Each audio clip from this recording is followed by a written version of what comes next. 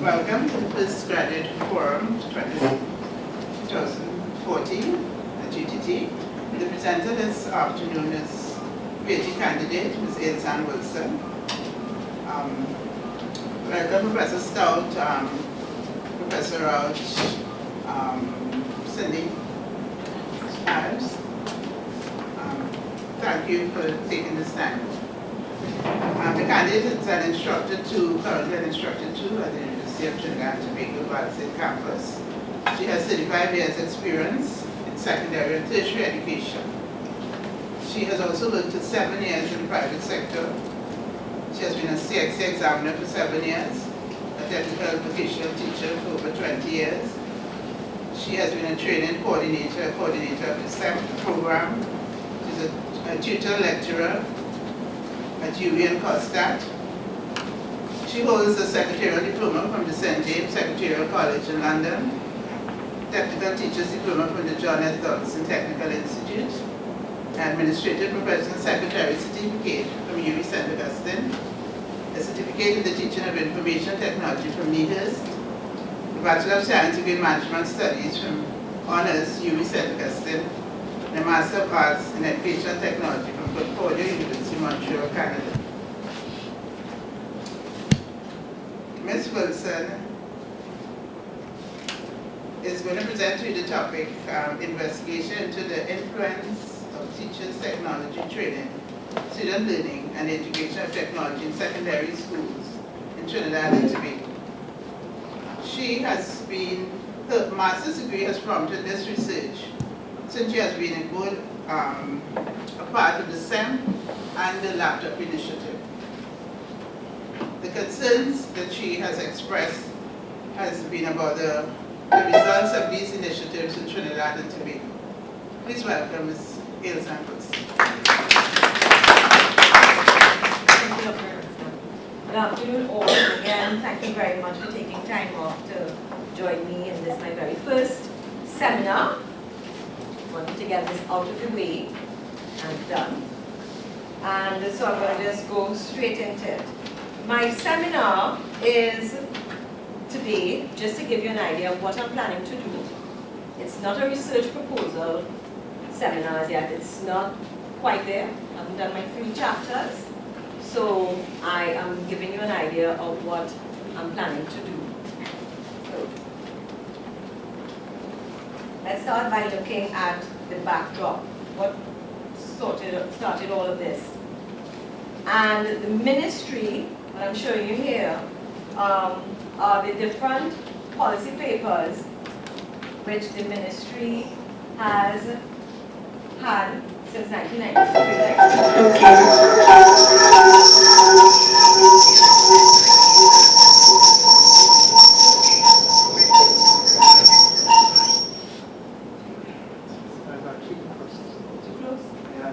They had it on their side, they had a microphone, their feedback on the Right, so the backdrop is about the ministry's different policy papers.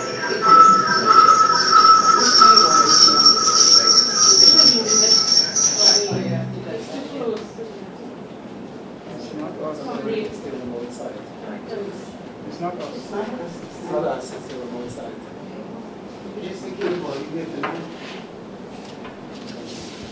They turn it off, so they turn off the microphones and then you'll be fine. What we hear is their microphones. Okay. Right, so these papers, starting with the Education Policy Paper 1993-2003, which is also known as the White Paper. It was developed by the National Task Force on Education, and it proclaimed that every child had an inherent right to an education that would enhance the development of maximum capacity, regardless of their gender, their ethnicity, economic status, social or religious background. That every child has the ability to learn, and that we must build on this positive assumption that every child has an inalienable right to an education which facilitates the achievement of personal goals and the fulfillment of obligations to society. That education is fundamental to the overall development of Trinidad and Tobago. So in this first paper, the government is saying all these things are what they want to happen in terms of their education policy. The second, the Secondary Education Modernization Program, began just after the white paper had been introduced, and it too was a policy to take education forward, but more specifically secondary education. It was a 7-year initiative launched in 1999 by the Ministry of Education. It was funded through a US $105 million loan from the IADB. Its purpose was to support the efforts of the Ministry of Education to help it in its reform and help it expand secondary education and achieve the following outcomes: to make universal 5 years of equitable, high-quality secondary education, meaning everyone was to get 5 years of secondary education, every child. It was to transform the educational context and teaching methods to meet the needs of a modern, skill-based economy, and to develop a more efficient management of resources while strengthening the Ministry of Education's capacity at the central, regional, and the local levels. Additional components to this SEM program included the installation of computer labs in the then 100 existing secondary schools, and the extra 20 that they were to build. They did in fact build just 18. So that was the second one, and that program I was involved with, and I'll come to that after. The third policy was Education for All, better known as EFA.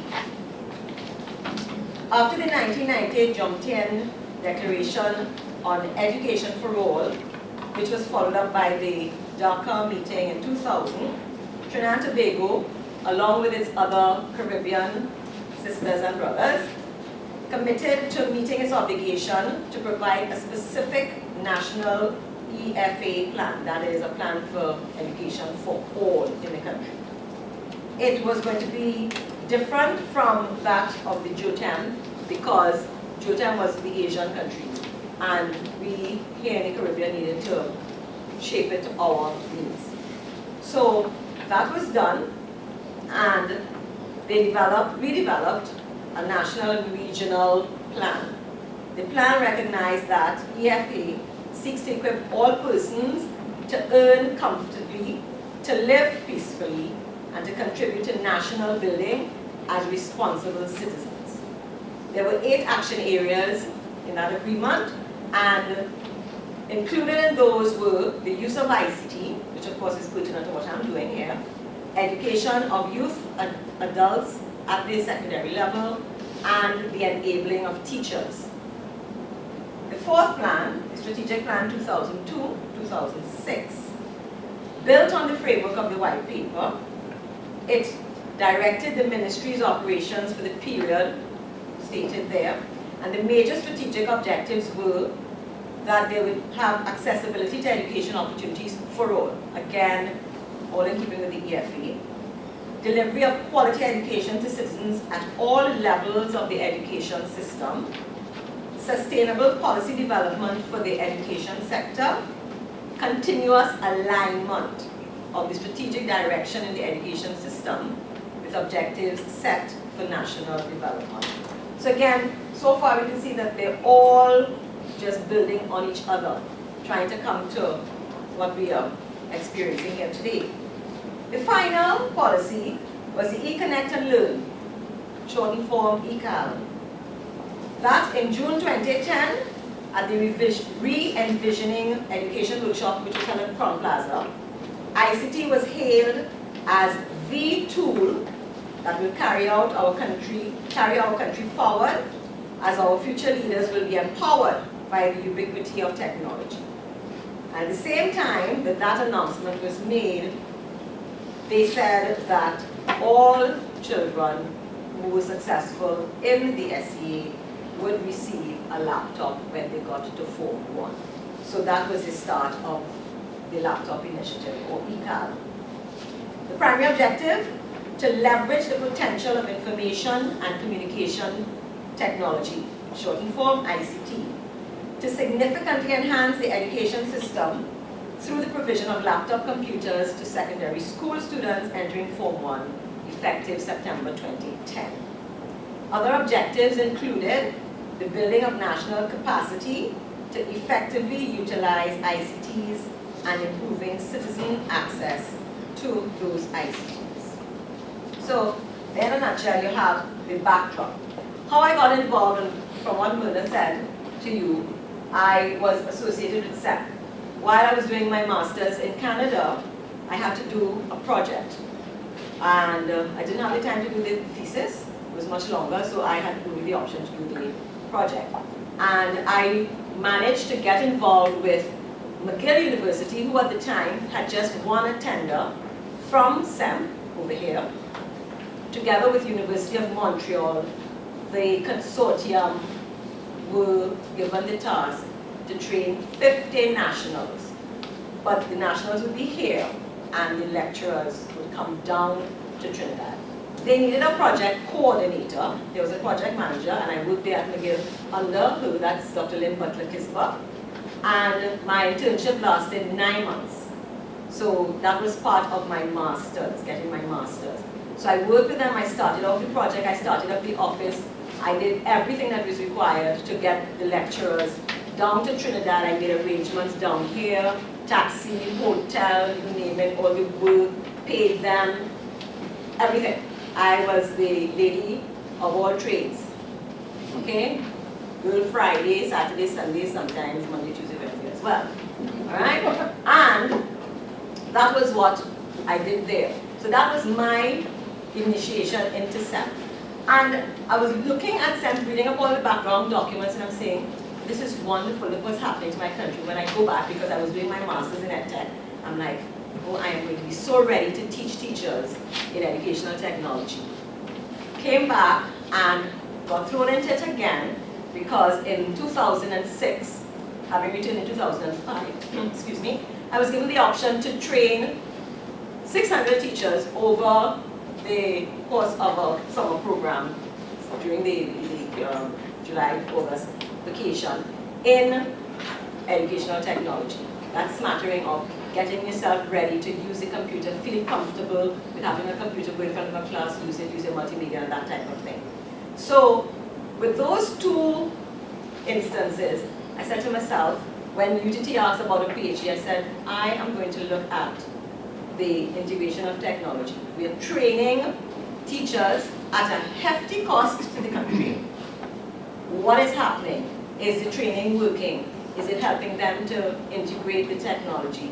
Is it helping, bottom line, the student to learn better? And that, in a nutshell, is what my research is going to be about.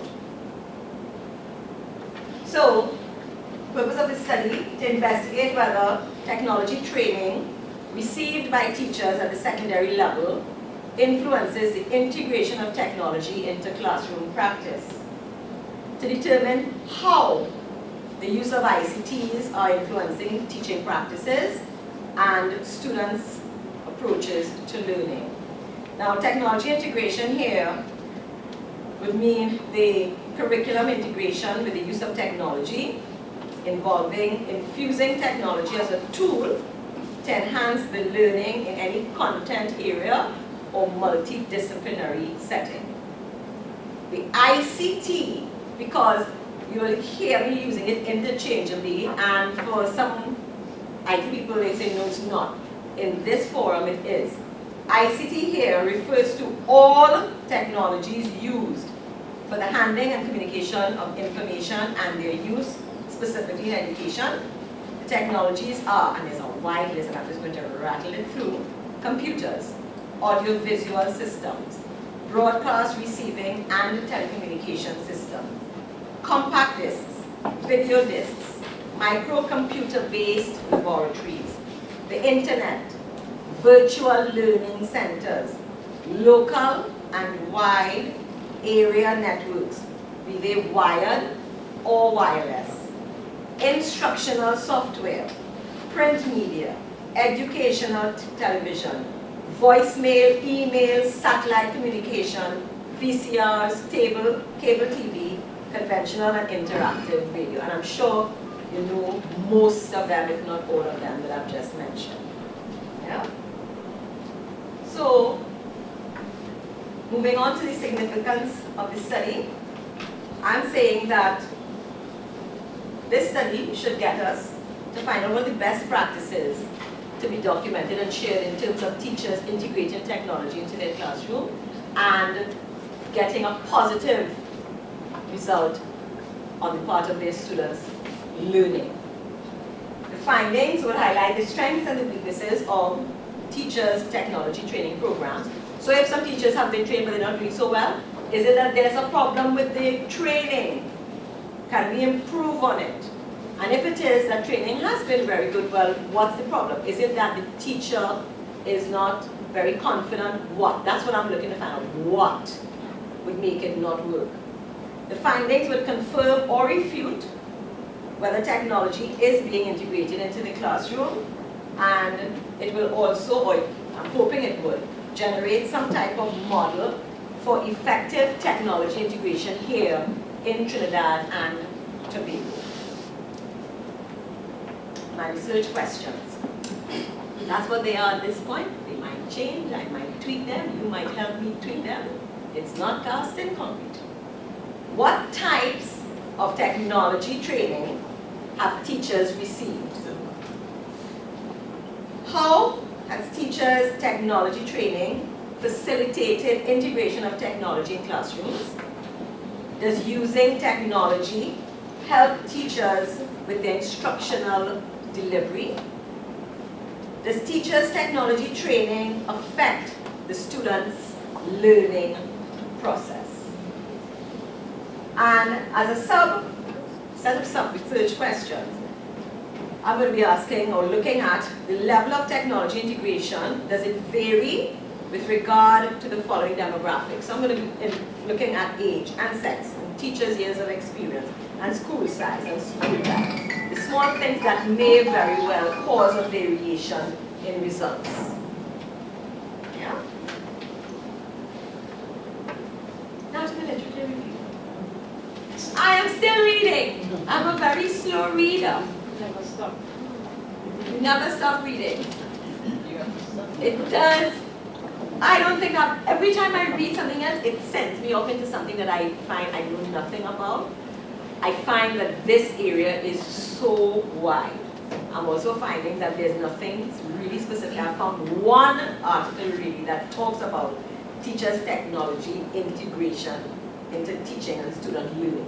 One that actually says that. The others are looking at perceptions and attitudes and all other sorts of things. Pre-service teachers or so on. So they're all slightly different. So some of the literature I have, in fact, looked at, Cuban 2001, says that despite the proliferation of computers in schools, computers are not being adequately used in schools. And we may find that right here with our laptop initiative. I'm sure you all have children or friends, and you all probably would be hearing the stories. I have heard a few, actually, that says that the computers are there, but the teachers are not using them, or the children are not using it for what it was intended. I'm hearing that. I want to research it, and I want to find out, and if that's the case, I want to find out why. Okay? The impact of technology is one of the most critical issues in education, according to Weber 2003. And it is true. We are at that point in time. We're 2014. We are more than a decade into the 21st century.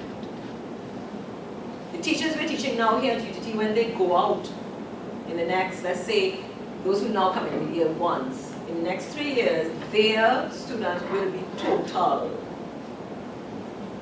21st century child, born in 21st century. All right? It's a different kind of student you're dealing with. And so, technology is something that they are growing up with.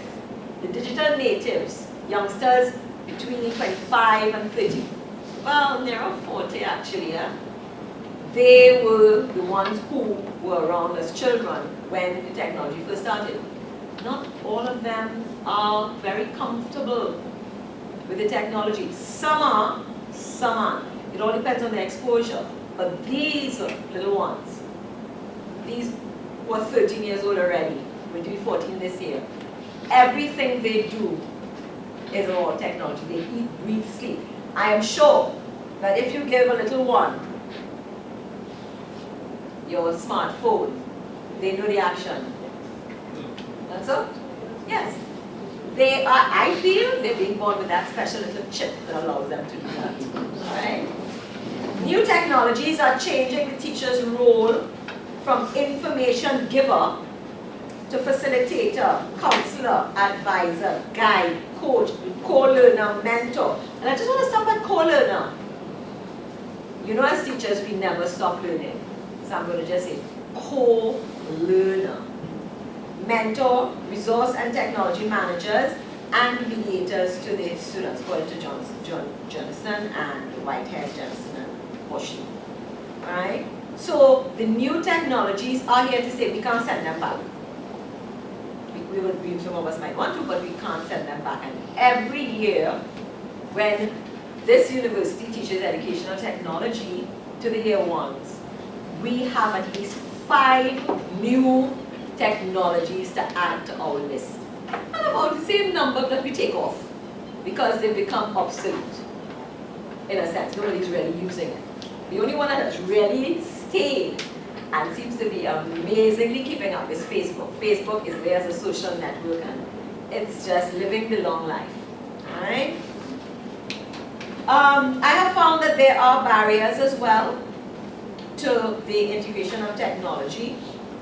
Things like poor infrastructure, outdated hardware, malfunctioning equipment, insufficient time for students to practice at computers. And those have been listed in countries like US of A, where we assume that everything is hunky-dory and things are working beautifully and everybody has cable. No. I've actually done courses with people online only to find that in some states people are still using dial-up in the United States of America. Alright? Their schools are using dial-up. They don't have broadband as yet. Alright? So, we're doing quite well on this end. Teachers must be prepared to use computers in their instructional practices and to do so in pedagogically effective ways. It is one of our tools for today. It's like a long time we used to have the blackboard and now it's the whiteboard, okay?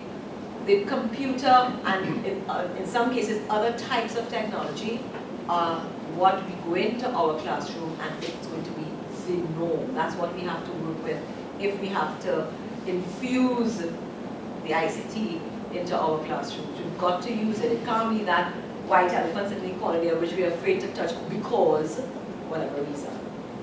Teachers should acquire 7 fundamental digital computing skills, and they were listed. I didn't bother to list them here, but they included basic learning how to word process and how to organize your email and save your files. Basic things like that, Kusha and Avery mentioned.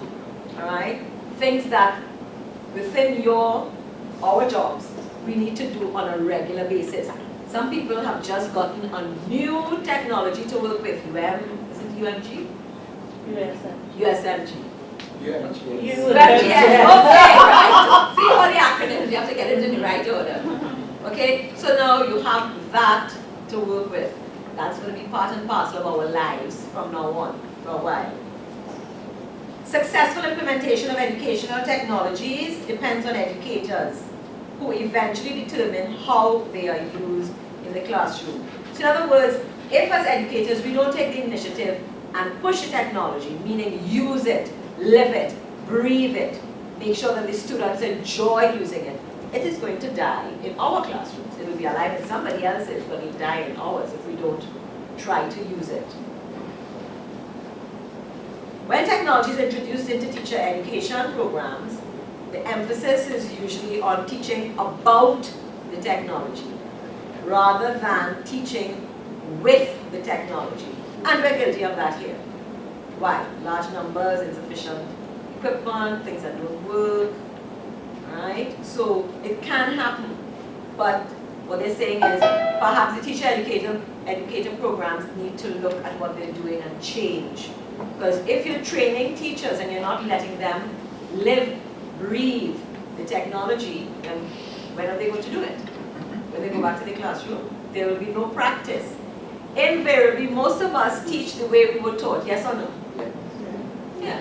Well, invariably. Okay, as we improve and we embrace the technology, we are obviously doing things differently than when we were students. Teachers have difficulty integrating technology into the content areas. And that's one of the major problems as well to integrating the technology. They're not too sure how to use the technology in their area. Technology not only changes the way students learn, but it changes the way teachers teach. For those of you who avidly and confidently use technology on a regular basis, think back. Alright, think back on how you did it, how it was done with you, and what you're doing now. Alright? Technology fosters the use of more student-centered strategies, and we know we always hear about student-centeredness here at UTT. It's one of our watchwords. It is likely that the role of teachers and administrators will fundamentally change. Technologies such as computers change the teaching and learning process. And that was the end of my review. As I said, I'm still reading. I have hordes, I can't say pile, I have hordes of articles to read on my Mendeley, some hard copy because I couldn't get them soft copies. Okay, so I'm still reading, and I'm sure I'm going to find some new information in a short while. In terms of my methodology, I am going to be looking at, and let me just stop here for a minute and say that I was told emphatically that this is of national importance, what I'm doing here. It affects the entire country. So that when I initially only wanted to do East-West Corridor, which was very safe and very close, I was told, no, you need to do the entire country and make this of national importance. I said, well, okay then. So, I put the work on my shoulders. So it's going to be the entire country. But I am going to be looking at secondary schools, which may have the overlap of having SEMP labs, and of course, most schools, if not all by now, have had the laptop initiative in there. So every Form 1 child to Form 4, so we should have Form 1s, 2, 3s, and 4s. So by this year, an entire generation of students should have laptops in schools. Alright? So I'm looking at if I could find those overlapping schools. If not, I'm going to do it any case, stratified random sampling using the educational districts. Why? Because I don't want to just put all the schools in a hat and pull. Because I'm sure I'm going to miss some areas, you know, where we have the majority of schools, like Port of Spain and environs, even up here in the East-West Corridor. Alright, so I want to make sure that I don't miss those schools way out there. In terms of data collection, I have chosen the mixed method research design. I will be doing quantitative survey questionnaire first, doing the analysis, and then following up where I may have gaps with the qualitative. Alright? And looking at perceptions of utility of training, technologies in use, needs of frequency of use, how it has been used in teaching and in the classroom. Just a few, that's not an exhaustive list. Alright? I'm going to be using structured, open interviews with teachers about their experiences. I feel once you're in education and you're doing research, this is my little personal feeling, that you can't not interface with people. We're a people-driven service. And while I want to do the quantitative, I think it's important and it will give me the kind of responses that I can't get otherwise. I feel that I need to have some interaction with people, with the teachers, hear their voices to some extent. I am also hoping to try some observation of classroom teaching sessions incorporating technology. Why? Because sometimes people don't really see themselves. We have, you look in the mirror and you see this visage, but people on the outside see you differently. So people might say one thing of themselves. I want to see if I can get an option to look and see if it works out to be the same thing that they're saying that I am in fact seeing. So I'm looking at perhaps some observation. And basically, that's where I have got to. So what do I hope to achieve? Hopefully, a research proposal by the middle of the year with all of this. And down there, for those of you who can't read, it's a little picture of Bill Gates, there with his arms folded, saying he was born in 1955. Don't know why that's important, but technology is just a tool in terms of getting the kids working together and motivating them. The teacher is the most important. Thank you very much. That brings an end to my presentation. And I will entertain questions. Well, I've been teaching and the students had a laptop. We brought them into the class. I told them to bring it. But when they're supposed to be doing their work, they're downloading all kind of thing and all kind of, that was a problem. Then why is it we use technology when the output of the CXC doesn't require such? Because CXC is just one stepping stone to the rest of their lives. They have to be out there in the world of work, which is very technological. See, So maybe not giving them the opportunity means that you are in fact curtailing their potential to be. no, what I'm saying, if we have CXC and the exams require computer output, maybe the teachers will be more willing to use the technology and integrate it. I think that's a great barrier right now. You don't require it, so let's not, but frankly, I teach physics. I find it very useful, the videos, to show them. And of course, if they had computer, it'd be nice that they can do some of the simulations. But then again, to the length of the syllabus and the time, it doesn't allow much time for computer use. Maybe at home or something. I'll say a word that Ms. Morris would like, flipped classroom. Flipped classroom. You give them this stuff, let them do it at home. Make sure that you ask them a series of questions so that you will know that they've done it. And when you come to class, you start asking the responses. So that when you don't have the time in the classroom, you let them do it at home. What is it called homework young men? Okay, Miss or Sir, I don't have internet at home. Then you download, you save it on a CD. Flash drive.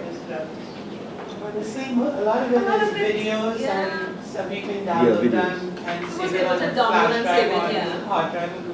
Today the technology is such that you don't necessarily have to have the internet streaming everything one time. Maybe it's a smart idea if the ministry give the student a free flash drive.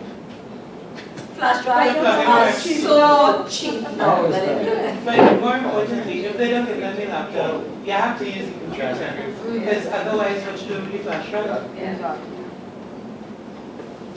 But once you've got the computer, if there is stuff on the server at the school with the videos and the readings and so on, if they don't have internet at home, download it at school, and when they go home, hopefully, they have electricity, Yeah, they can use it. it should be. Sometimes there's a barrier I've found. You want students to bring their flash drive, some more days pass and they don't ever bring it. You just have delinquents. It happens, eh? It happens. This is a practical thing, a real thing. Oh no, it is. I'm not saying it isn't, but I'm just saying that it's a little delinquent, and yes, I know that's exactly what's going on. You can't force them to, but then, totally off my topic, and just teaching, it says that we need to convince, motivate. Words that I had there, let me just go back. Motivate the student to want to bring their flash drives and want to do the work when they go to come back in class because they're excited about learning. And I think a lot of the times we forget that they need to be excited. They're living in a world now that things are flashing past, very pretty, all over the way. We didn't grow up, I keep telling my students that I did not grow up in that era. I grew up in the era where books had 1 or 2 pictures in black and white. So I still have a very vivid imagination, as my friend will tell you. Okay, so, but they don't, everything is right there for them, so it's really a different challenge. That is why the old traditional way is not going to keep them happy and motivated. You've got to give them stuff. Give them more than they could possibly handle. They always must be challenged. My feeling. Question, Yes. being with Professor Stout at your campus last semester, she criticized heavily the mixed methods approach. I know I'm going to have my chat with Professor Stout She discouraged next that week. very much. I know she did when I was in her course.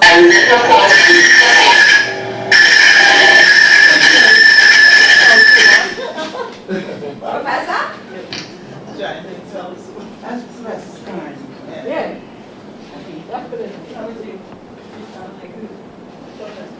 Yes, I How know. are you handling that?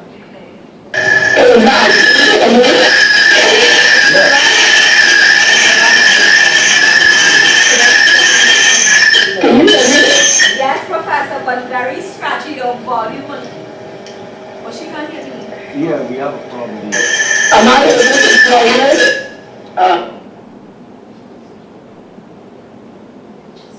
I can hear, but she can't hear me. Is that it? Yeah, she did. Yes,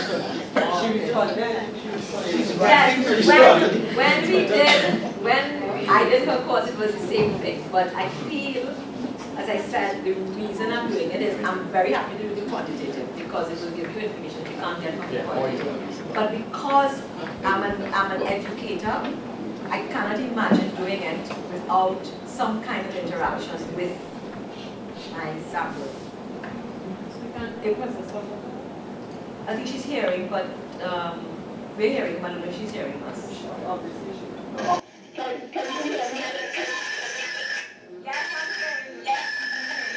Let me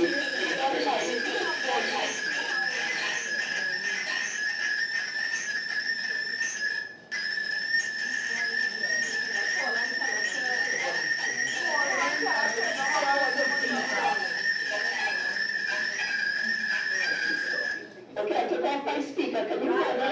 Yes. Yes. Yes, we can. Because if you can hear me, make a sign with your hands because my speaker is off. Yes. Right, okay. I just wanted to say that I'm glad I was able to finally get into the room. And I had to intervene because I didn't criticize the use of qualitative and quantitative methods. As a matter of fact, are you hearing me? Yes. Just raise your hand if you watch. Yes. You want me to watch? Right, good. I didn't criticize the use of quantitative and qualitative methods. I just criticized the use of the term mixed methods. Okay. Because I think when people think they're mixing methods, they place, which is an impossibility incidentally. I think they place too much emphasis on the terminology because they think they're using the terminology of their domain. In fact, what we're really doing is we're trying to get at answers to our research questions by looking at multiple traits from multiple methods. Let me just comment on the way you're going to collect your data. With regard to the stratified random sampling, you have to determine, when you mention stratified random sampling, you should also always say that you're going to use proportional or disproportional. But what is important here, when you stratify, and I understand why you would want to stratify by educational districts. When you stratify the factor that you use to stratify must impact on your outcome. Now your outcome is whether teacher training is influencing technology. So your outcome is the implementation of technology in teaching. That is not dependent on educational districts. You stratify according to district if you're doing some human population survey. In fact, one, as you mentioned, you have to look at the dynamics of you have to look at the demographics of the teacher. You also have to look at the demographics of the school. Some schools have a lot more facilities than others. When you stratify according to educational district, you're missing this. Now, I know you had no choice but to try to do stratification, but here is something I want to suggest. We at UTT are trying to develop a website which will allow people from all over to join and answer our research questionnaires as well as any marketing questionnaires somebody outside of UTT might want to put down. Now, instead of doing stratified sampling, what I would prefer is if your questionnaire went up on the website now and we contacted every single principal that we could in every school. Good. And order to have their teachers go on. Now, the reason for this is that the software, when you come to analyze your questionnaire, it will take into consideration the weights of the different types of schools. Because in truth and in fact, I think you're going to have to use, you mentioned school type as a variable, but that's a very complicated variable because we have the elite schools, we have male versus female schools, we have those that are co-ed, we have schools that go up to O-levels, schools that go up to Cape. So in defining school type, there are going to be many variations. Now, if you have a sort of questionnaire that goes out to everybody, because as you yourself said, it is a nationwide study, then by getting very fine in your definition of different schools, you're better able to look at what may be interrelationships. Now, your research questions, as you define them, they are all causal. You may not be able to establish a causal relationship. So when you are dealing with your research question, you're going to have to hedge your bets a little bit and talk about the exploration of the relationship between teacher training and technology and implementation of technology in schools. I'm also going to look into the possibilities at UTT of our using AMAS more. AMAS is the program that goes along with SPSS, and we will be rolling it out on all the campuses. I'm also going to do taped workshops because the thing about AMAS is it opens us to what is called path analysis. In path analysis, you're not bound when you have a complicated situation. It's not as if you're doing regression analysis or trying to model a causal relationship. In path analysis and structural equation modeling, we are looking at scenarios where some variables may be both dependent and in one relationship and independent in another. So teacher character may be the dependent or teacher capability may be the dependent variable where teacher training influences that. But then teacher capability now will be the independent variable in terms of implementation. So this situation of mapping this research question, we may need to go to what is called structural equation modeling and path analysis. But because we have not had exposure to AMAS, and one of the reasons why I didn't incorporate a lot of this in research methodology is because when UTT bought my SPSS program, the AMAS never worked. It was because of that we had this brouhaha last year, forced SPSS to come down, and force them to give us this new contract with these 61 licenses with a view to changing them to 100 and something. So now that we have the licenses and we can spread them around, we are going to be doing some workshops that will help and guide students in the use of this. We're also going to be looking into academic advisement when some students or student instructors who are more facile with these programs and this software can actually take on the role of academic advisement in terms of guiding other students through them. So let us leave the fear off for a moment and be assured that all help will be given and support in terms of how to do this.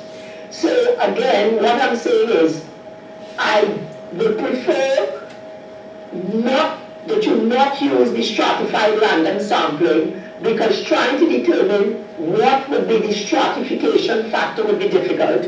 When you use multiple stratification factors, it becomes complex. If you stratify, as you would have to do if you try to stratify according to school type, and you could stratify till you're blue in the face. If they don't answer you, and you don't get enough information from your planned stratified sample, crack or smoke your pipe. So I want us to try the other way where we send it out broadly all over, and we will stratify in the analysis. Now, with regard to what you call the structured open interviews, I don't think you can describe anything as a structured open interview. An open interview means that you go face to face with the person and you just let them talk. A semi-structured interview means that you go from one person to the next person, to the next person, to the next person, asking them all the same questions. Now when you do that, which is what I recommend frankly, because those questions that you ask them are actually the themes about which you want information, so you don't have to then labor over coding. You go in with set themes, and when the people describe what they're doing, then you can put these themes, you can put the sentiments under those themes. I've spoken to Roseanne, I don't know if I'm seeing Roseanne in the audience. Welcome. But there is, she's not there? Okay. In 2010, Andre Boozy came out with a paper about a consensus matrix for harnessing the summaries of qualitative work. At UTT, we have refined this considerably into a good, systematic way of summarizing the information from qualitative data collection methods like semi-structured interviews and focus groups. Now, I really would like to recommend that you're the researcher and you will do what you think is comfortable. But from my own experience, when you do focus groups, as you're trying to get your feet wet, you see the problem with developing the quantitative survey first is lack of domain knowledge. Because unless you've walked in everybody's shoes in every type of school, you don't know what is going on.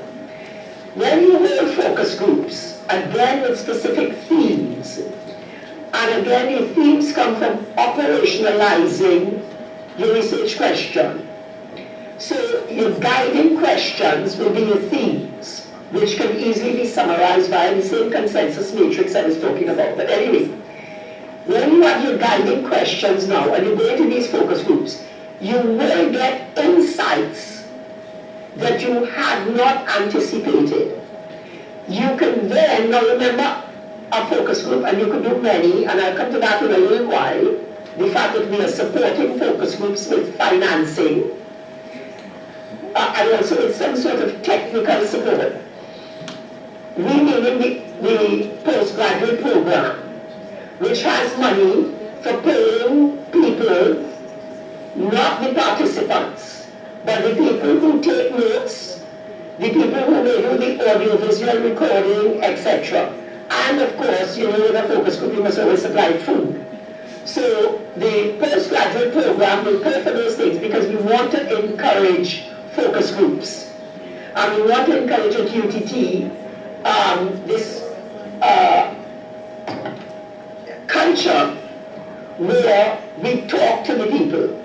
The website I was talking about is called Polling the Public. That's what we're going to be calling it.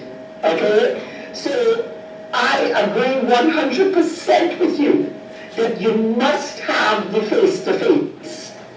So I am suggesting, I'm not telling you that you should eschew the semi-structured interviews.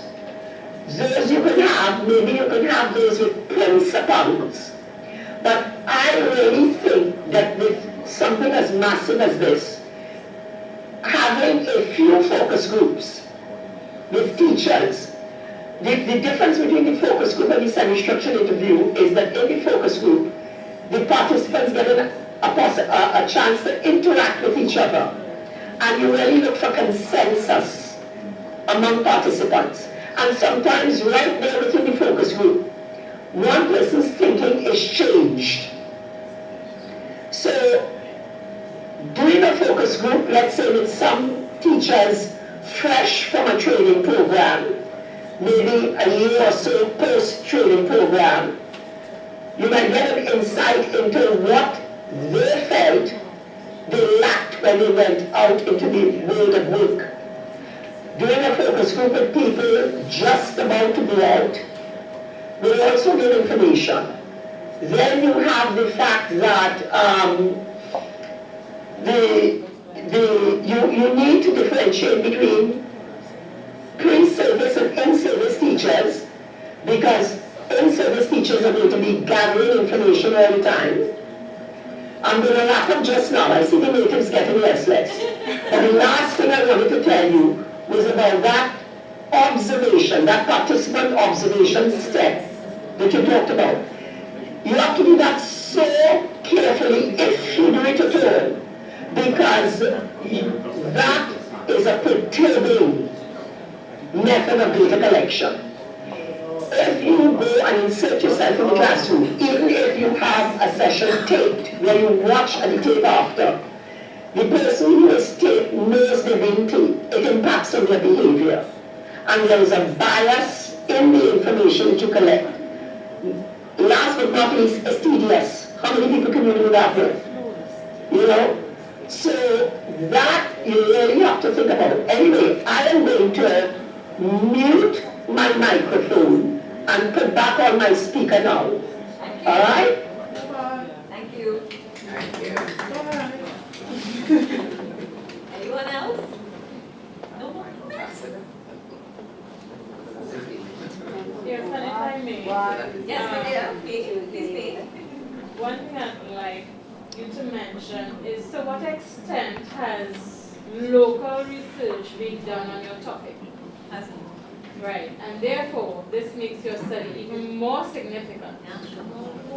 That it's the first of the type being done, and therefore sets, you can create a template for future researchers.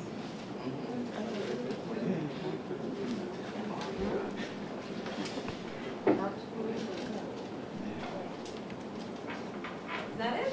No one else? Professor Rout? Two things. First of all, I think you mentioned your literature review. I do think there is actually some more recent literature. I noticed you must have not come to the very recent literature. I've just got my hands on a few. And I would be, happy to give you a few more hints where I believe we have very current research. And secondly, of course, talking about the methods, I believe you're on the right path to employ structured, open-ended interviews. I think I definitely. And to the extent, a focus group, yes, or that needs to be discussed. But I think your approach of employing both methods of data collection and analysis, it's complementary, and it's going to give us a better depth and better understanding, not only how much was done, but why things may not have worked or may have worked, right? And this is in the end what we're interested in. And so a qualitative approach there is, I think, definitely very helpful.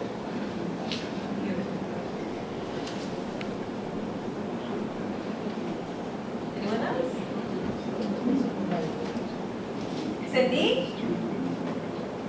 Hi. Anything from you? You want to tell me? Ask me. Say. Can we see her now? I do, Let's see. You see her? I want to ask you a question about your own stand. Say that again. You want to ask me a question? About your own bias. My own bias.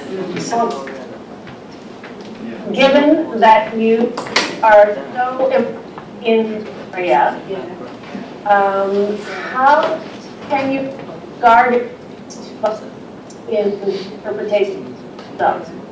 Oh my I goodness, thought about that. against the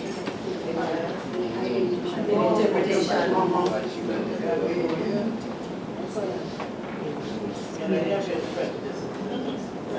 Own prejudice. Well, I don't know if I have any prejudices. I'm just. I mean, I'm sure I would, but You must have I'm a not position. sure. I don't have a position. Well, But see, there's all this bias. there's always It's bias. not- You need to reflect there is bias in the quantitative approach still, because you're biasing your stratification, for instance. So what I'm saying is, there's always bias, it's a matter of reflecting upon your bias and being. I'm going to have to reflect on my bias. And I have to have somebody remind me when I'm going off into my bias position. Yes, bias. You must have a position. Into reliability. So having someone take a second look and see if they concur with your findings, particularly with the qualitative, is one of the strongest methods to start again. There we go. Interrater. Good, thank you. It's more a question for you to think about and look for. Yeah, okay.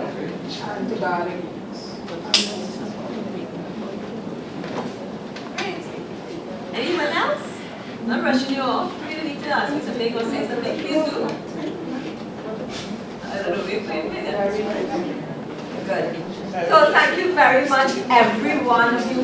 Please sign the register. Even if your name is not there, just add it. They need to get that. Thanks again for your time.